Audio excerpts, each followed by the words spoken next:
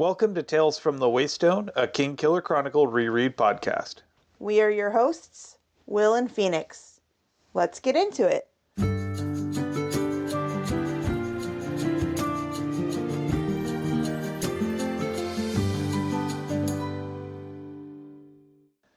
Welcome to Tales from the Waystone, episode 46, Sleeping in Light, where we will be looking at chapters 89 through 91 of The Name of the Wind through the lens of wrapping up. All right, this is the second to last episode of The Name of the Wind. When we get to the end of this section, we will be less than 10 pages from the end of the book. If this is your first episode, welcome. I might suggest that if this is your first episode, you go back maybe 46 and start from the beginning. But if you insist, we love new listeners. Second, I should probably explain what you're about to listen to. So let's get into that. Alrighty, quick explanation of the podcast. Each week we will be examining a section of the book The Name of the Wind through a chosen lens and figuring out what we can take from the text to apply to our real lives. We will also take some time to explore models of practical wisdom from the text with an Aristotelian phronimos of the week. After that, we will expand our understanding of our own world with an interesting fact. And finally, wrap things up with 7 words from the book and 7 words from our own lives. Before we begin, let's get some disclaimers out of the way. First of all, as always, we are in no way affiliated with Patrick Rothfuss or his publisher, Daw Books. Though, as always, Pat, if you're listening, we've got no objections if you want to change that. Second of all, we're almost at the end of The Name of the Wind, so if you don't want to know how it ends, I guess this isn't the episode for you? Either way, just naturally know, there's going to be spoilers. But not only for this, also for the Wise Man Sphere and potentially the Lightning Tree and the Slower Guard of Silent Things. And finally, as a word to our community, while it's perfectly fine to critique the text as you read it, which we do frequently, we won't stand for any abuse of the author responsible for it. Oh boy, do I have some critiques this time. Oh yeah. So with that out of the way, it's time for our 45-second recap, and it is my turn. Do you have a timer ready for me? Do I ever? One would hope. Okie dokie. In 3, 2, 1, go. Kvothe takes his whipping and spends his winnings on music loan payments and fripping, and starts back at the beginning. With Ari's guidance to the archives, Kvothe navigates, and with Fellows' alliance, learns the ways of its initiates. With Will and Sim, Kvothe ponders Denna's nature, while he consults the wind's whim, and finds no luck with her nomenclature. All this to say, alack and alas, Ambrose will not lay aside this last trespass. 23.68 seconds. Ha! No cherries for me. No cherries for you. Indeed. So let's talk a little bit about our lens here and why we chose it. So we chose this one as wrapping up, mostly because a lot of what happens here is kind of montaged. I would argue that our first little chapter and our last little chapter are kind of montaged. But the rest of it, the reason I suggested wrapping up instead of a lot of other things that we could do that kind of mean wrapping up the story, is it also feels very comfortable at the end. It's like wrapping yourself up in a cozy blanket. Yeah, I can see that. So things start off with really just a pretty quick speed through of what happens with Kvothe's next round of punishment. He takes his whippings, he's learned his lesson, he doesn't do anything super dramatic afterwards. I'm going to argue something. He has not, in fact, learned a lesson. He hasn't. Let me put it this way. He at least waited a couple days before he got into trouble. No. No. No. He's already, before this point, gone to the Underthing and figured that he can find a way into the archives.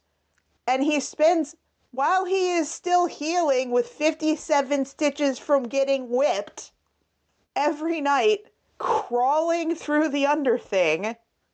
He has learned nothing.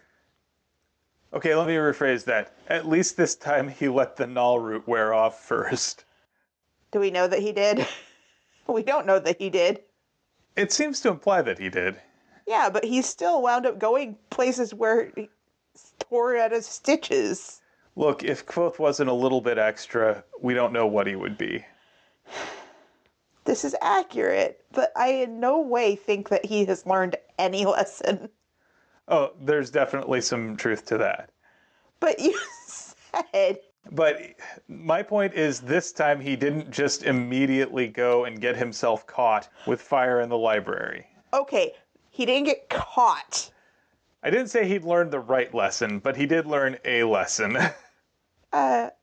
Agree to disagree. He didn't learn any lessons. So, you know how Kvothe has just had his ledger this whole time? We don't, thank goodness, get a direct rundown of every cost of everything that he spent Ambrose's money on. It's interesting that he says Ambrose's money. But we do get a list of what the things were, if not what the cost was. An extraordinarily fine lute, which is really cool because I know from my own experience, if you have the passion to want to learn an instrument, you can totally learn on a crappy instrument that costs you $50. It's fine. Go for it. But your life will be so much easier if you go for a little bit, at least, of an upgrade.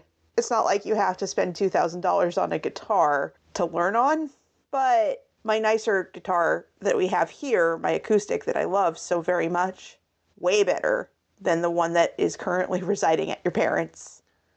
Well, and by the same token, I've got two electrics. One was a super cheap Guitar Center special, and yeah, for what it was good, but it didn't play the same way I wanted to. I ended up upgrading for one that cost a bit more, and the playability was a lot higher. Just the overall feel of it was better, and it made sounds that I liked better. And that makes me want to play more. And that's at the end of the day what you really want. Yeah. And so I can totally see how thrift shop special loot, while I'm sure Kvothe loved the hell out of that thing, this one is nicer because he can afford it. He also got 2 nice sets of used clothing, which is great. Maybe now he has new pants. I don't know. Maybe he remembered to buy shoes. Who knows? A small bottle of my own blood, which I think is a very keen way of saying I paid off my debt to Davy. And a warm new dress for Ari. Ari is the only person that Kvothe ever thinks of in this way. He's not necessarily trying to rescue her, but he has an actual affection for her that is different, I'd say, than the way he feels about any of his other friends. Yeah, there's nothing really transactional about this. He just thinks this is something that she might appreciate given the colder weather that's about to come on. And he knows her particulars. He knows that she won't take a used dress. He knows that it is cold and that she needs something warm. He has actual compassion for her. Yeah, I get the sense that here he's not trying to change her way of life or lift her out of some desperate situation, but rather meet her where she is. That's one of the things that I like about their friendship. Absolutely. And it's interesting how you say it's not transactional. With Denna, we're going to get into that one. Yeah. But for now, Kvothe, very much not learning a lesson, spends most of the next chapter stealing his way into the archives. Yeah, it kind of reminds me of like when you're playing a video game and you get into a maze section where you just have to hug a wall and then just keep following that wall until you get where you're trying to go. And you go over it pixel by pixel trying to find the thing you're looking for. And I always hate those.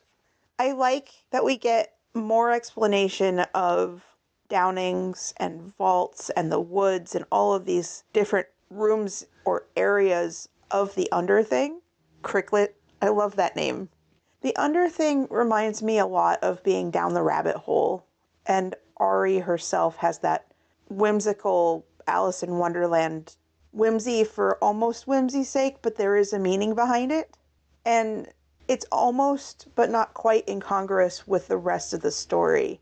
Ari's sections have a completely different atmosphere, I'd say. One thing that really struck me was here we actually see naming in action. The way that Ari intuits the names of things is completely unlike the way Kvothe views the world. Like, he has no idea why she calls these various segments of the underthing what she does until she explains. And suddenly he realizes that there's no way they could be any other name than they are.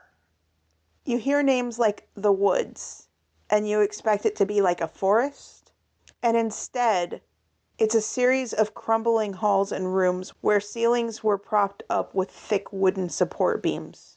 Cricklet has a tiny trickle of fresh water running down one wall, and it has crickets. Vaults, instead of being like a vaulted ceiling, is like pole vaults. They have an entire conversation about bellows, or billows. It has a lot of multiple meanings. And Ari says, you call things by their names. That's what names are for.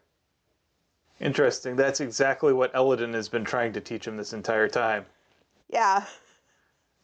And yet, Kvothe is much more willing to listen to Ari because he doesn't view Ari as an authority figure. That says something about both Kvothe and maybe also Eladin. Maybe. So I think Ari called the wind to make Kvothe's cloak billow out a bit. I could see that. Ari seems like the sort of person who is so in tune with the way everything works in the underthing that for her it is just as natural as breathing as anything else. It's definitely something that fits with everything we know about her. I like her saying, ins are easier than outs, you know. I mean, yeah, it is always a lot easier to get into trouble than out of trouble, so... Right, but in this case, it's physical. Getting into a place and getting stuck is way easier than getting unstuck. Oh, yeah. You ever stick your head through the bars of like a railing or... Never? Nope, because I recognized that it was easier to get in than out. That's accurate. I'm pretty sure I've told the story before. I'm pretty sure I told it on the podcast before, but I'm not 100%. When I was 4 or 5 and in preschool, I really, really liked caterpillars. Like a lot. And in the Pacific Northwest, they have what's called tent caterpillars. They're these bright orange and black caterpillars that you see all over the place. And I would pick them up and put them over in a corner of the play yard. And there was one day where I saw one underneath this little play structure that was like rainbow shaped and had slats across. So it's like 2 arches of metal with wooden slats across that were maybe 6 inches apart. Well, I was a preschooler and I decided that instead of hopping off of this play structure and going around to get my caterpillar, that I was going to go through. Well, that didn't work because I got stuck with my hips on one side of the slats and my ribs on the other side of the slats. Oh, no. You know this. Yeah, I think you've mentioned this once or twice before. Yeah, maybe once or twice. That's really painful. It wasn't actually that painful. I don't remember it hurting. I just remember being stuck. I also remember my dad having to be called and the fire department because the fire department had to come along and take apart the play structure to get me out. Aw, poor Phoenix. I know. All because I wanted a caterpillar, but I was stuck there well after every one of the other kids went back indoors. Yeah, I just imagine Kvothe here squeezing further and further in, and I keep wondering, how is this sustainable as a way to get in and out, right? Hopefully he found another way. I would hope. Because, not every time. I mean, if he gains a little ounce of weight, what's going to happen? If Ari doesn't feel comfortable? Right. But on top of that, I kind of feel a little bit like this one is another one of those Alice in Wonderland illusion doors where the hallway just shrinks. But I get that also, there was a game that I played over the summer called Superliminal, was something that one of my friends from when I was going to DigiPen actually worked on. And it's all about messing with your perspectives. And there is a hallway that just gets smaller and smaller and smaller as you go in. It's supposed to look like it's longer, and it just gets smaller to the point where the door at the end, which looks like it should be a normal sized door, is about a quarter of the size. The first thing he does immediately upon making his discovery is go to Fella's room In the middle of the night, without even bothering to change his clothes. because he's excited. This next segment also is a little cringy to me. Yeah. Okay, I'm going to be fair. Patrick Rothfuss is at this point, 20s or 30s-year-old dude writing about a 16-year-old dude. Some 16-year-old boys are this. Yeah. I guess the thing that gets weird to me is that he has us imagining that Fella is someone who sleeps in the nude all the time. And the fact that it's all played for sexuality is... I would say in some ways it's not really about sexuality. I would say it's about teenage awkwardness more than sexuality. This might be coming from my perspective of this doesn't seem remotely sexy. I think it's played for laughs a little bit at Fella who just is like, whatever. And Kvothe who is like, you know the cartoons with the dog or the wolf or whatever that has the tongue that rolls out and the eyes that are heart-shaped and like beat back and forth into his brain? Right. I think it's supposed to be funny and cute. I don't know. It seems less cringy to me than his relationship with Denna. That is a low bar to clear. Honestly, I think Fella, from what I can read into her personality from the little bits and pieces we get along the way, I don't think she cares or thinks about nudity in that way. Some people don't like to be restricted by clothing at night. That's fair. It's not a big deal. It's not sexual. It's just not wanting to wear pajamas. Liking the feeling of your bedding more than you like the feeling of a t-shirt or what have you. Or a nightgown. Or underwear. That's fair. And I think that she's just not thinking about that as a sexual advance when she says, hey, would you like to come in? Because seriously, you're sitting outside my room. It's the middle of the night. I'm going to be polite. Want to come in?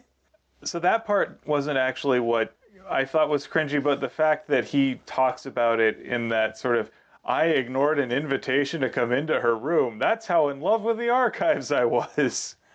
You know, that's the only genuine part of this that I can think of. The rest of it is like, I could see that she was naked under her sheet.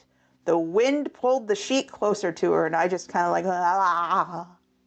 This whole chunk is makes me want to take a shower, but it's nowhere near as bad as some of the things that happen in the Wise Men's Sphere that will just make me want to have audible eye rolls. And we will get to that. I have a very odd attitude towards sexual things. I guess partly because I don't find many things to be sexy in that way that I guess a lot of people who aren't ace would think of. Like, maybe it's hot to some people, but apparently it's not hot to you. Speaking as someone who is not asexual, for me also, I feel very weird going into someone else's sexual thoughts. Voyeurism is something that I feel very ooky about. I gotcha. But it does crack me up that he can't even wait until the morning. So, may I just point out, he hasn't learned not to break the rules. He goes to the women's dormitory, which the implication here is that men are not allowed into the women's wing of the Muse during the late hours of night. However, are women allowed in the men's?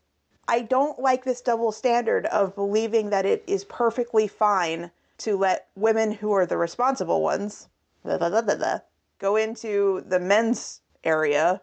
This happens in Harry Potter also, where boys trying to get into the girls' dormitory wind up sliding down a slide because reasons. But the other way around, whatever.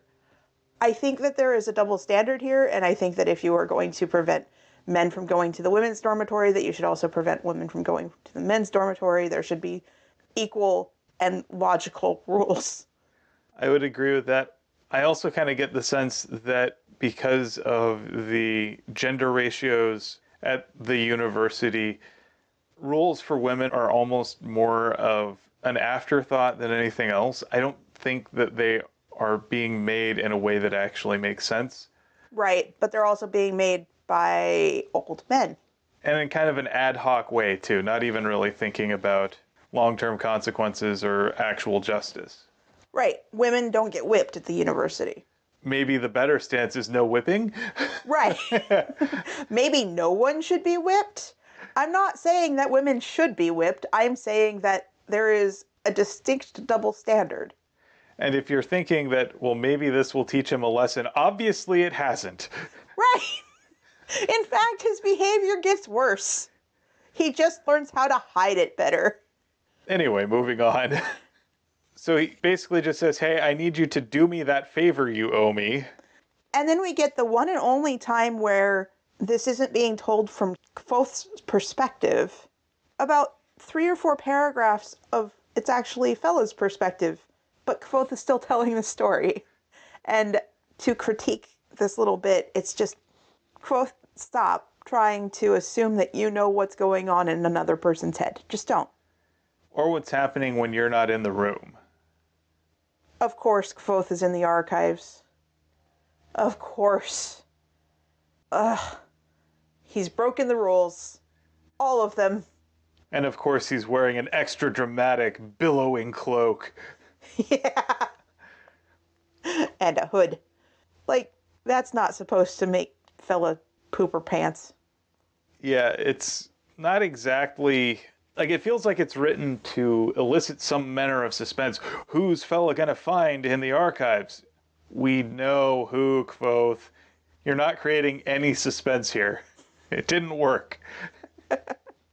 And then, less than 20 pages from the very end of the book, we get an explanation of the archives.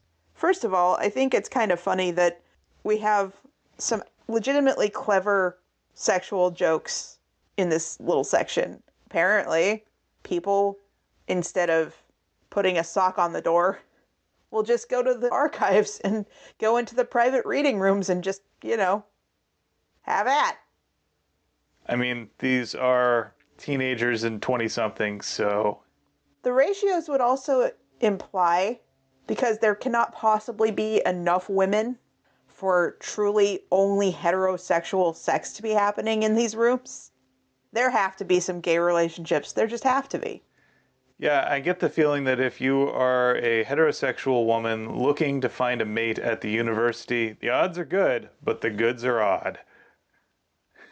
I mean, also, that's assuming that every single one of the women at the university is heterosexual. I'm just saying, if you are... One other thing that I really enjoyed here in this section, and this is unironically, is the description of the ongoing struggles of data governance within the archives. It really spoke to me a lot. I'm currently dealing with a lot of that in my own professional life right now. And the business of establishing a taxonomy that covers an entire organization is exhaustive, and it is like herding cats, because as soon as you think you've found something that makes sense and is more or less universal, you'll find an exception or someone who refuses to accept it. And so what we're talking about is that throughout the life of the archives, which apparently has 750,000 books, is that right? yeah, 750,000. 750,000 books. And some of them are very delicate, and some of them are in different languages, and some of them are incomprehensible as to what they are. They're missing pages. There's bits and pieces that you can't actually tell if they're accurate histories, if they are a history, if they are a log, if they are anything. And meanwhile, you're also restricting the amount of light that can be used in the archives to like a handspan in front of your face. Everything is going to be hard to find and hard to catalog. And then on top of that, you've got remnants of like everyone else's attempt to catalog this. Because the moment you finally feel like you've gotten a handle on things, and it is literally the work of multiple generations, something will happen and someone will decide, I don't want to do it this way. And so there's this constant pull between trying to support a legacy system and then develop something new that transcends the limitations of said legacy system. Not only that, but you have rivals that are just like, I don't like it because that person did it. Right. The petty egos that exist within any organization that gets to this size, yeah, the political side of things gets real. Just burn it all, start over. Sometimes that legitimately does feel like the only way that you can move forward in these sorts of situations. And yet, if you're dedicated to the preservation of knowledge, which is specifically the archive's remit, it's absolutely maddening. And yeah, just the business of doing a count, not even a categorization, but just a raw count. And then from there to then have to go through each one with enough detail to be able to catalog according to some taxonomy is really going to lead you down a bunch of rabbit holes. And quotes like, yeah, I've been thinking about it for a couple of hours, as if that's enough. Because he always thinks that he is smarter than the adults that are taking care of these things. He somehow thinks he's better at this than Lauren. Thankfully, Fella pretty quickly puts him in his place. Which I love. I did too. I liked, though, the little joke. And the moral of the story is that people get passionate around books, hence the need to spot check the reading holes.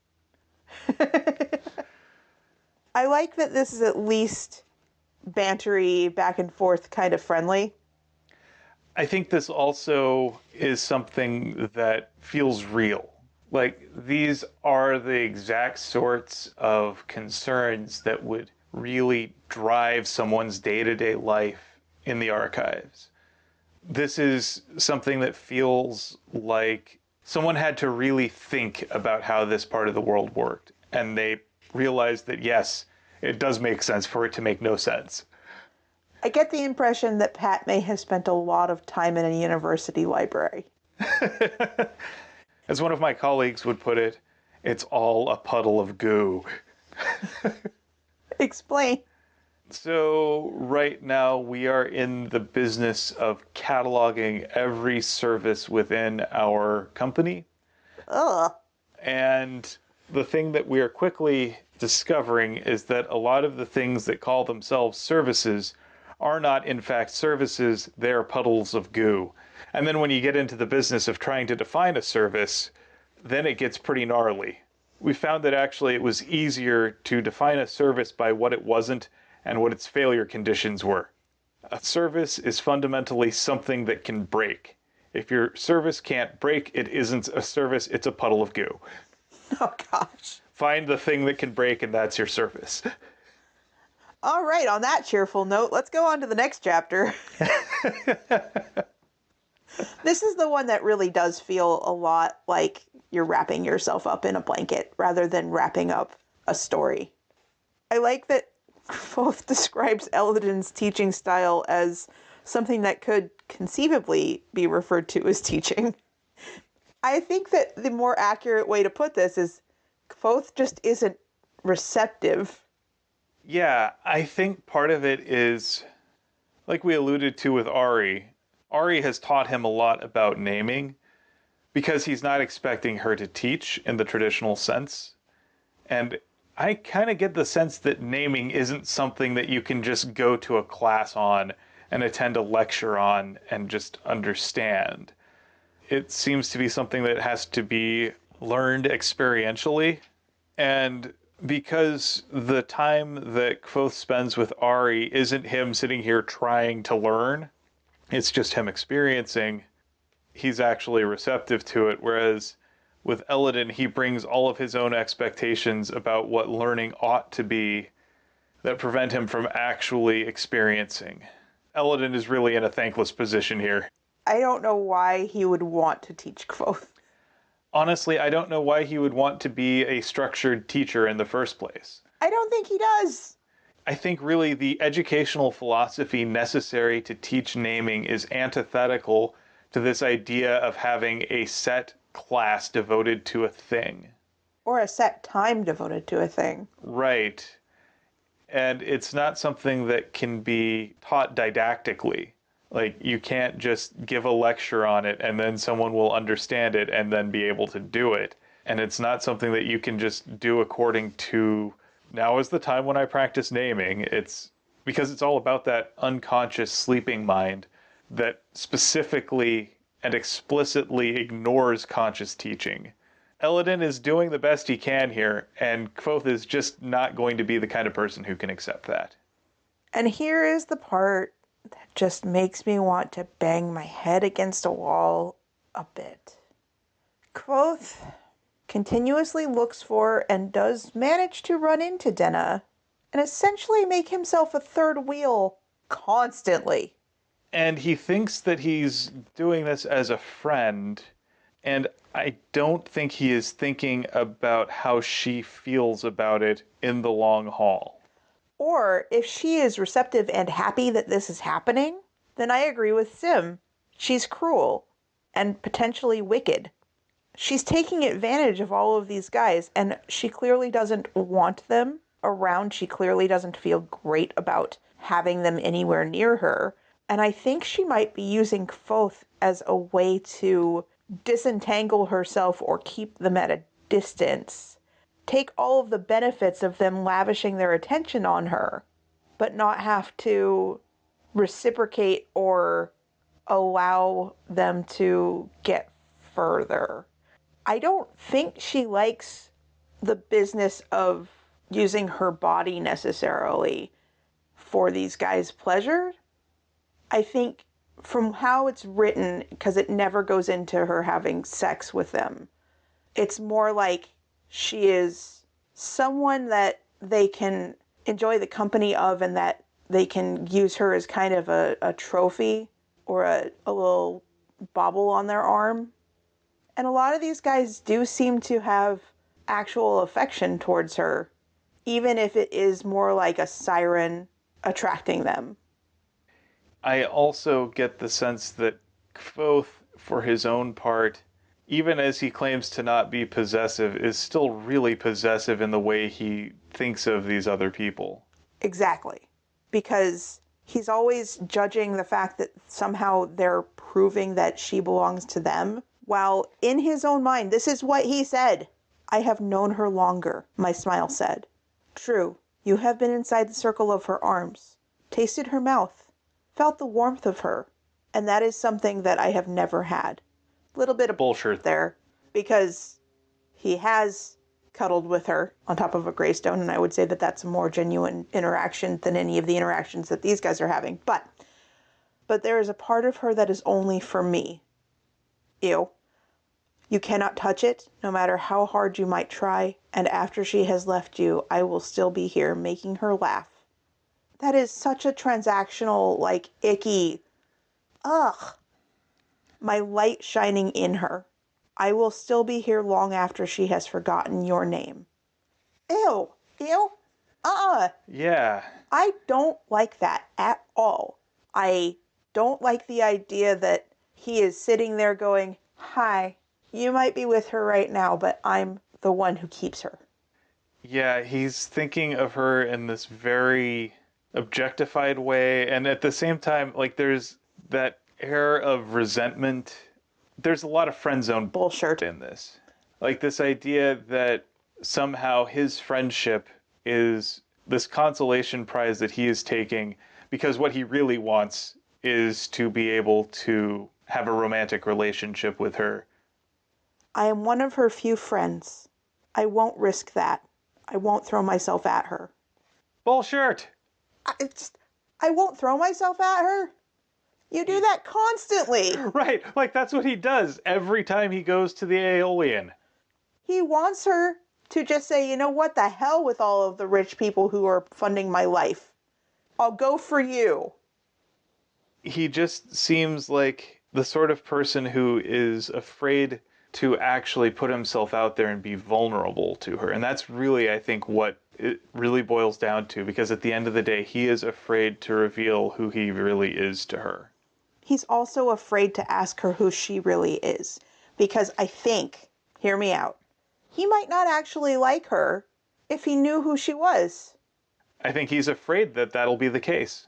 So they just have this little flirtation back and forth where she's kind of using him as a way to not have to get deeper into a relationship with someone who is giving her money, who she doesn't have a true desire to be with. And at the same time, like, I just don't think that he realizes that while she is using these other people for the purpose that they can give her, that she may also be using him as a different purpose. We get the first hint about this when Simon brings up Savoy, who we haven't heard about since the first time Kvothe met Denna outside of the context of that caravan. He's ostensibly been around the university, but we haven't heard hide or hair of him, and it turns out he really cared for Denna and was hurt quite a bit that she just up and disappeared on him. Yet he is not being the creeper stalker person going and looking for her constantly. If he wanted to see her, he'd just have to hang around Kvothe for like 2 seconds. Right? The conversation with Sim, I think, is very accurate. I think outside of the Kvothe and Denna bubble, it's more easy to see how parasitic and gross this relationship can get. And I think Sim sees it. Good, honest, gentle Sim. And then Kvothe continues to just objectify Denna and ascribe characteristics that he doesn't actually know if they're real, saying that she is like a wild thing, that she cannot be caught. And I'm like, you're not setting out the right bait. Not only that, I kind of get the sense that he's not comparing her to a person. He thinks about her as a thing, as an animal, or as this force of nature, as opposed to a human being with agency and ideas and desires of their own.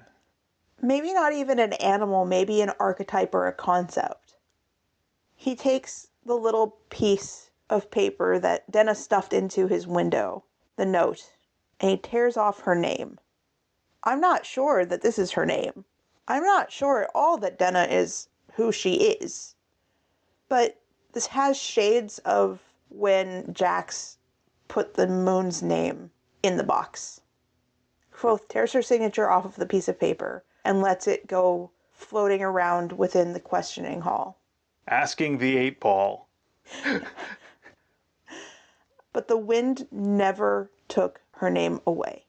The question was still wandering in the house of the wind when he left. And we get our little wrap-up about Ambrose. Ambrose is patient. I love how Kvothe has this assumption. Well, I think he's learned his lesson now. Uh-huh. Boy, was I wrong. And we know, boy, was he wrong. Yeah. And that's only the second book. I mean, we don't know what ultimately happens. Part of it is because Kvothe is impatient. He can't imagine that anyone else could be. Kvothe ascribes his own impatience to everyone else, so he cannot possibly imagine that someone could delay gratification. As we'll see, no matter how clever he is, it's something that will continually bite him in the butt. And I think that that's a wonderful note to continue on to our Phronimos. I agree. So it's your turn this week. Who do you have? Fella. Excellent. Tell me about it. All right. So first off, I really do think that culturally speaking, she probably doesn't have the same qualms, hang-ups, everything about nudity or sexuality. I don't think that it bothered her or even occurred to her that a boy coming to her room filthy and gross and probably needs a shower. I don't think it occurred to her at all that there would be any sexual anything about, I don't know, being wrapped up in her own blanket. I don't know. I think that that's fine. I think the fact that she wasn't reactionary or Like, ew, go away. What the hell are you doing here? She'd have every right to go, what the heck are you doing here? I don't understand. Also, I gotta figure that her saying, hey, do you want to come inside, was probably more along the lines of, if you get caught out in this hallway, you'll get in even more trouble. Do you want to come inside where you won't get caught? Right. That's kind of what I think, too. And then, instead of just letting Kvothe think that he is this superior-minded genius, she's like, hey, you think that this is easy. It is not easy. This is how it's not easy. She's not going to just bow down to the know-it-all. And I love that. She's legit smart. She actually is written that way. She's not playing into any of these hero-worshipping archetypes or these, like, I don't get the impression that she's sexually interested in Kvothe. There's none of that. There's no flirtation. There's none of that. It's like, hey, you're a person. I'm also a person. And yeah, of course, she was thankful that he saved her life. But I don't think she feels like she owes him anything anymore. She gave him a cloak. We're good. You know, if there was a transaction to be made, there it is. And I like that she's matter of fact. I like that she's not written like an idiot. I also like you were saying earlier, the fact that she doesn't feel like she has to flatter the ego of every man who says something even remotely intelligent, or even resembling intelligent. Like, when Kvothe is sitting there talking about how he's been thinking about organizing the archives, Kvothe makes a back-of-the-napkin guess at what you'd have to do, and so far as it goes as maybe a proof of concept, that's fine, but she knows that that's nothing. That doesn't mean anything. She doesn't feel the need to fawn over his intelligence or his brilliance. She just says, okay, so you've got a tip of the iceberg. She doesn't feel the need to flatter him, which I think is great. I think in some cases there are some people that are predatory and make you feel like you have to flatter them to get yourself out of a situation. And I think that Ambrose is written that way, especially in his relationship to Fela. It's like, if I don't make you feel like you're smarter than me, then I am potentially going to be killed. And with Kvothe, to his credit, he's like, oh, okay, I have a new perspective now. I'm now smart. And you can almost hear Fela rolling her eyes at him not comprehending how much he does not know. He's seen a puddle and he thinks he understands the ocean. I mean, honestly, as Fela describes it, it feels so real, like I said earlier. I like how much thought was put into it, and I also like that Fela got to be the one to explain it instead of, like, Willem. The only thing that's missing is Conan the librarian exhorting him to learn the Dewey Decimal System. So yeah, anyway, I enjoy Fela, and I would like more of her. I would like more places for her to shine.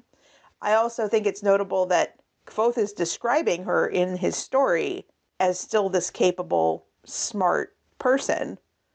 And yeah, he's like, okay, I was 16, swing. But he doesn't just focus on, hi, there's this sexual object in my face. So. Yeah, I think Fela's an excellent choice of Phronimos here. Thank you. All right, and so with that, it's time to move on to our interesting fact of the week. So it's my turn this week. What you got? So I think we can all agree that the platypus is a weird animal. Uh-huh. It's already an egg-laying mammal with webbed feet and a duck-like bill and poisoned spine, and it hunts with electroreception sensors. Wait, what? Yeah, it uses electroreception sensors to hunt for things in the water, much like a shark does. Yeah, it's weird. I didn't even realize that they swam. Hence the webbed feet. Yeah, but that doesn't mean anything. It's a platypus. Platypuses are weird. There's a further layer of weirdness here. Okay, but the poison spine thing? What? Yes, it has poisoned spines that it uses to kill its prey. Where? It's actually in its skin. It's like little spikes. So, okay. I didn't know that. Interesting. The platypus is... you can't make it up. No. Here's how it gets even weirder. Turns out they glow in the dark. What?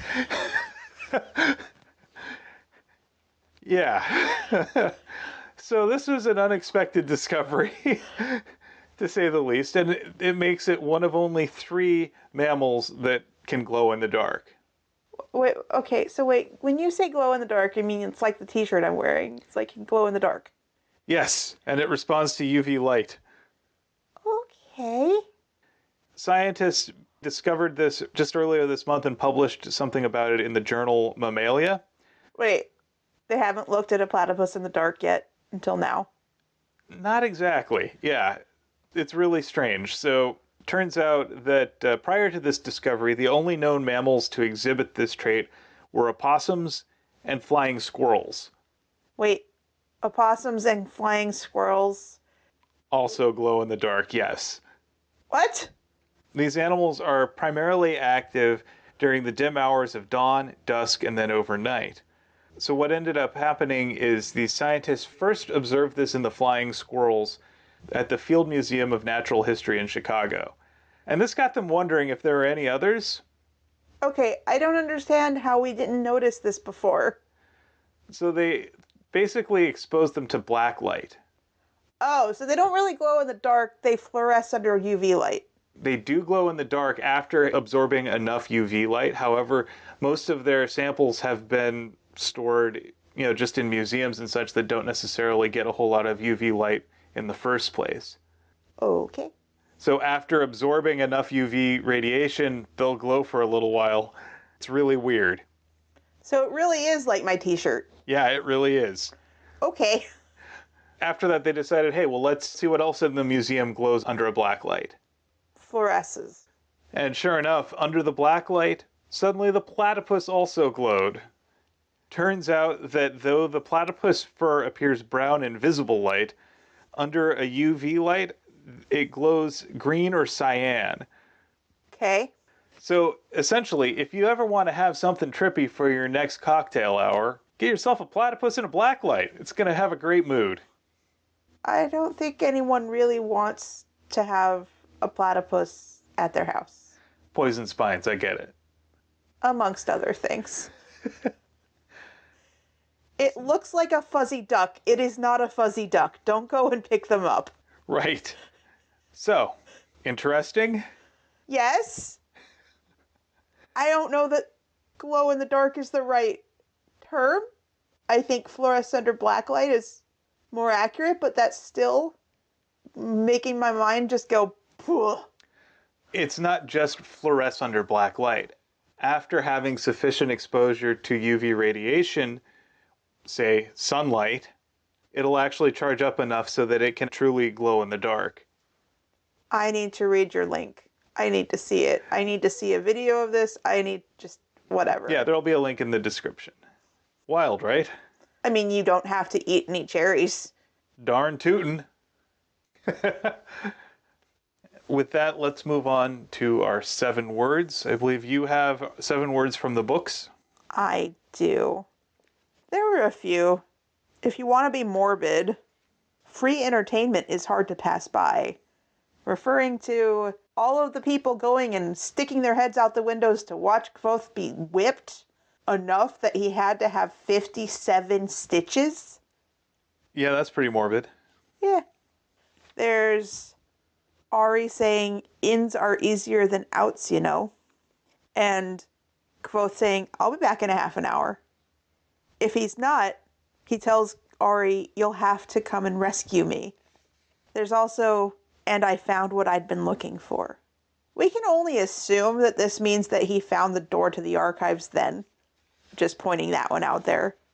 It might not be what he found right away. Who knows? He also says, I thought things would be better organized.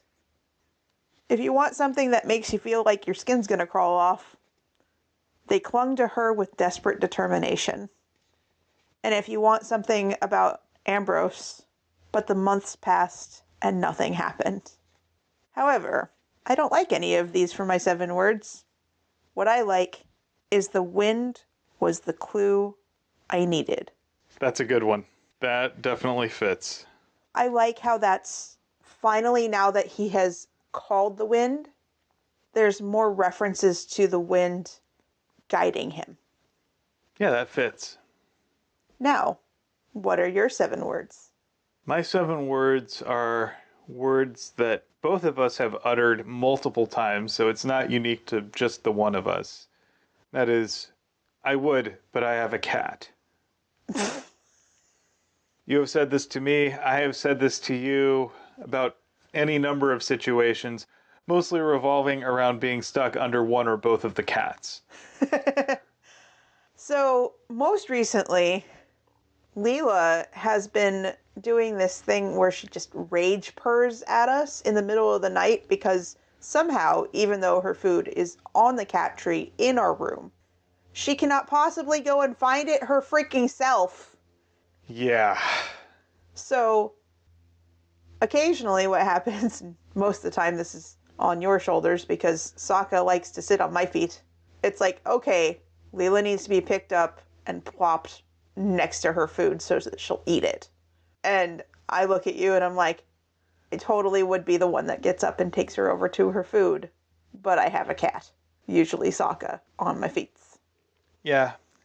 And it's just something that we've both had to say. Hey, I'm thirsty. I get it, but I have a cat. Or, hey, can you take a look at this thing over here? I would, but I have a cat. And it's probably something that will show up on my tombstone or something like that.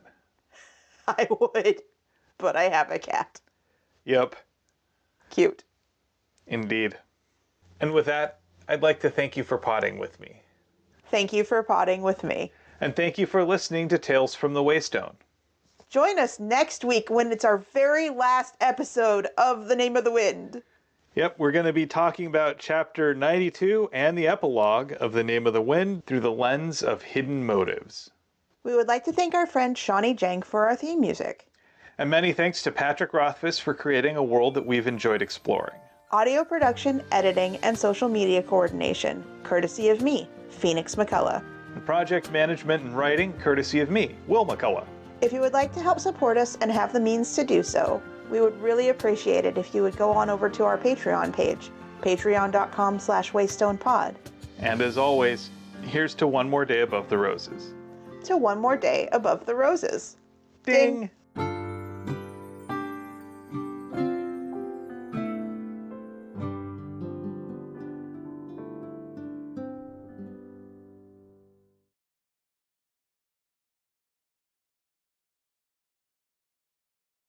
And so with that, I'd like to thank you with potting for me.